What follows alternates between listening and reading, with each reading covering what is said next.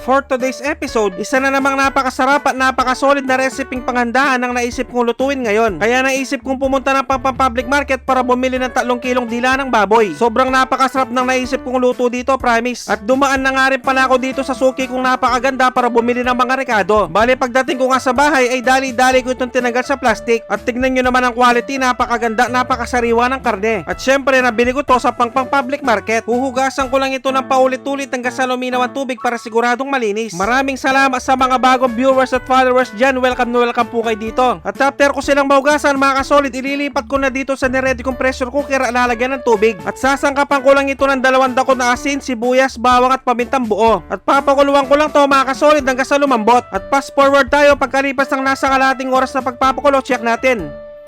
Yan, pwede na to mga kasolid. Bale, set aside ko lang dito sa palanggana para palamigin. At after ko silang mapalamig mga kasolid, babalatan ko naman sila na parang ganyan. At kung umabot na kayo sa part ng episode na to mga kasolid, pwedeng pakicomment naman kung tagasan ka para malaman ko kung saan umabot ang video to. Maraming salamat. At after ko naman silang mabalatan, nahihiwain ko naman sila ng ganito kaninipis. At shoutout nga rin para sa mga masisipag nating workers dito sa Pinas at sa ating mga bayaning OFW, mag-ingat po kayo lahat dyan. At start na nga pala ako manggisa ng sibuyas at bawang. Bale, hahalu-haluin ko lang to mga kasolid hanggang sa lumabas ang napakabangong aroma. At sunod ko nang ilagay yung mga hiniwa kong dila ng baboy. At sinangkapan ko na ito ng 2 pork cubes, pamintang durog, patis at butter. At hahalu-haluin ko lang to ng dahan-dahan mga kasolid hanggang sa malusaw ang butter. Shoutout kay na Jocelyn Ocampo at Mark Junior Rosario ng Santo Domingo, Angeles City, Pampanga. At dahil pwede na to mga kasolid, sasabawan ko naman ito doon sa pinagkuluan ko ng dila kanina. Bale, tatakpan ko lang to hanggang sa kumulo.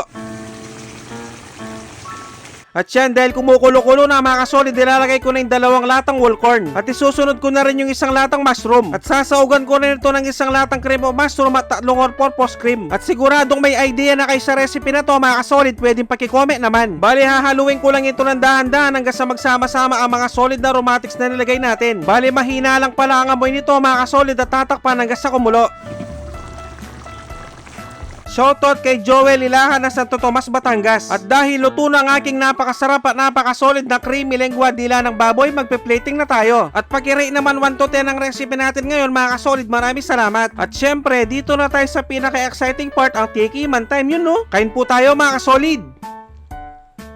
Sus Mariosep, kanyama na po. Grabe mga kasolid, para na rin ako nakikain sa piyesta o sa birthday. Dahil sobrang napakasarap, napakalasa at napakalambot. At eto nga rin pala yung sinasabi nilang unang kagat, kanin agad. At pag ganito talagang kinakain ko mga kasolid, hindi ko talaga mapigilang sumubo. At bibigyan ko na kayo ng pangmalakasang perfect bite para dito. Yung sasalo ko ng pinakasos niya tapos irerekta mo sa kanin mga tampo.